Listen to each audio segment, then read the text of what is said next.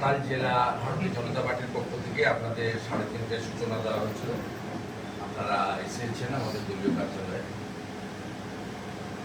আপনারা জানেন যে একটি নির্দিষ্ট বিষয় নিয়ে আমি সাংবাদিক সম্মেলন এখানে করছি। প্রথমত 21 সালের নির্বাচনের পরে যে ধরনের অত্যাচার সংগঠিত করা হয়েছিল রাজ্যের বিভিন্ন প্রান্তে, এবারেও একইভাবে সেই অত্যাচার শুরু হয়েছে। শুধু ভোটের পরে নয়, ভোটের আগে থেকে পুলিশের অত্যাচার ছিল। এখন পুলিশ এবং তৃণমূলের গুন্ডা তাদের মিলিত অত্যাচার শুরু হয়েছে। একটু আগেই আমি মেদিনীপুর মেডিকেল কলেজে আমাদের কেশিয়াড়ি পঞ্চায়েত সমিতির বিরোধী দলনেত্রী মৌমিতা সিনহা, যাকে বিডিও অফিসে ভিডিও ডেকে নিয়ে গিয়ে মার খাইয়েছেন কল্পনা সিটের হাত দিয়ে, তাকে দেখতে গেছিলাম এবং সেখান থেকে আমি এখানে উপবিষ্ট হয়েছি।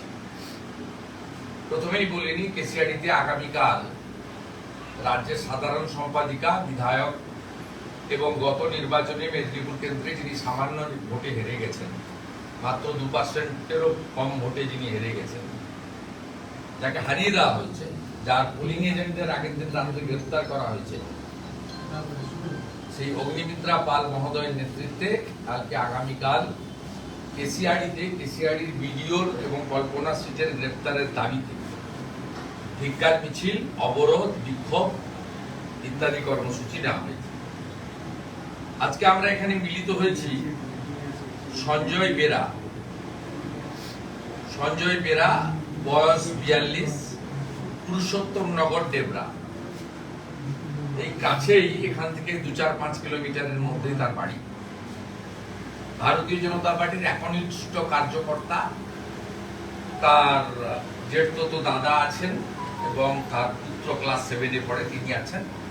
ওনার স্ত্রী কলকাতাতে হাইকোর্টে অপেক্ষা করছেন। রাজ্য সরকার এখনো পর্যন্ত উত্তর দিতে পারেনি। আমরা পোস্টমর্টম পশ্চিমবঙ্গ সরকার অর্থাৎ মমতা ব্যানার্জির নিয়ন্ত্রণাধীন কোন হসপিটালে করতে তার পরিবার অস্বীকার করেছে। নিরপেক্ষ জায়গায় পোস্টমর্টম করার দাবি করেছে এবং ম্যাজিস্ট্রেট, পরিবারের লোক ভিডিওগ্রাফির মাধ্যমে।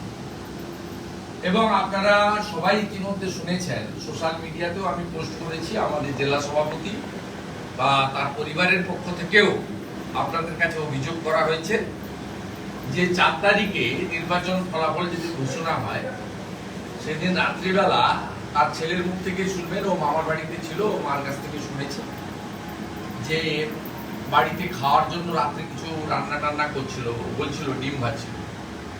সেখান থেকে তাকে পুলিশ ডেকে নিয়ে যায়, কারণ এবারে নির্বাচন তো পশ্চিমবঙ্গে তৃণমূল করেনি, পুলিশ করেছে। পুলিশ সেদিন জয়ের আনন্দে বিভোর ছিল, ডেবরা থানার পুলিশ। তারা কেশপুরে ছাপ্পা মেরে যিনি এনামুলের কাছ থেকে ঘড়ি নিয়েছেন, আইফোন নিয়েছেন, টাকা নিয়েছেন, সেই দীপক অধিকারী বাবু ছাপ্পা মেরে তাকে জিতিয়েছেন। একা কেশপুর থেকে 1,30,000 লিড। এত লিড নন্দরানী দলও পাননি, আর গতবারে এত লিডও হয়নি 19 সালে, 1,08,000। সব রেকর্ড ভেঙে গেছে। তাই জয়ের আনন্দে ডেবরা থানার পুলিশ, যারা বালি থেকে টাকা তোলে, যাদের কাজ হচ্ছে টাকা তোলো আর তৃণমূল করো, আর রাত্রে সারা রাত্রি ধরে ঝাড়খণ্ড থেকে আসা গরুকে এখান থেকে হাঁটিয়ে হাঁটিয়ে পার করিয়ে ভাইপোর ডায়মন্ড হারবারে পাঠায়, যাতে নৌকো করে সব বাংলাদেশে পাচার করা যায়। সেই পুলিশ তাকে তুলে নিয়ে এসে ব্যাপকভাবে মারধর করে, অসুস্থ হয়ে পড়ে, প্রেসিডেন্সি জেলে নিয়ে যায়, সেখানকার হসপিটালে হাতের বাইরে চলে যায়, পিজিতে ভর্তি করে এবং পিজি হসপিটালে মারা যায়। এটা কাস্টোডিয়াল ডেথ। সুপ্রিম কোর্টের যা নর্মস রয়েছে, সেই নর্মসে কাস্টোডিয়াল ডেথ হলে তার পানিশমেন্ট কাস্টোডিতে যারা রেখেছেন তাদের ঘাড়ে যায়।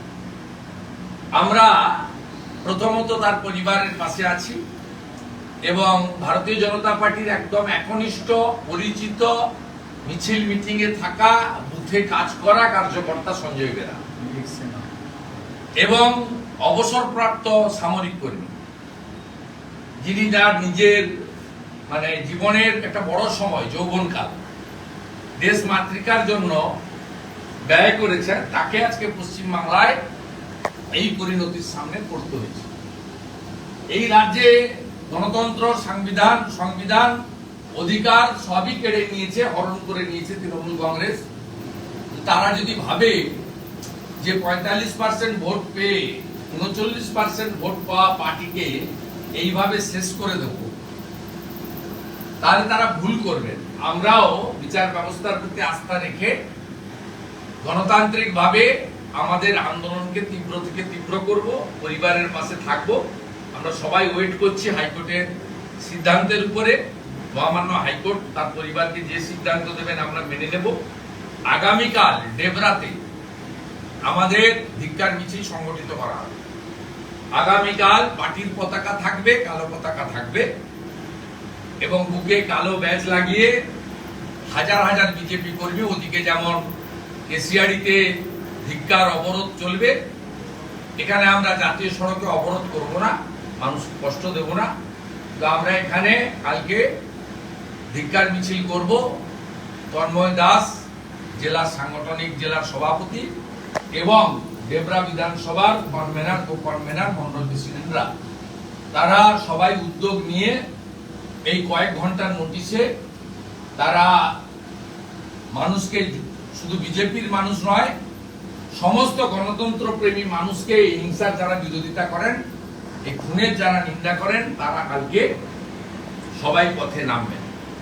এবং কোর্টের রায় হয়ে যাওয়ার পরে, ময়না তদন্ত হয়ে যাওয়ার পরে দোষী পুলিশদের বিরুদ্ধে যদি মমতা ব্যানার্জি সরকার ব্যবস্থা গ্রহণ না করে, তাদেরকে যদি গ্রেফতার না করে, চাকরি থেকে ডিসমিস না করে, পানিশমেন্ট না হয়, আমরা ভবিষ্যতে এই পরিবার যে উচ্চ আদালতে আইনি লড়াই করবে, তার জন্য উকিল বাবু দেওয়া থেকে শুরু করে মামলার সমূহ যা যা মদত করা দরকার সেটা ভারতীয় জনতা পার্টি করবে। বিরোধী দলনেতা হিসেবে আমিও এই বিষয়টা দায়িত্ব নিচ্ছি এবং মনিটরিং করব। সাথে সাথে এই পরিবারের সঙ্গে ভারতীয় জনতা পার্টি আছে।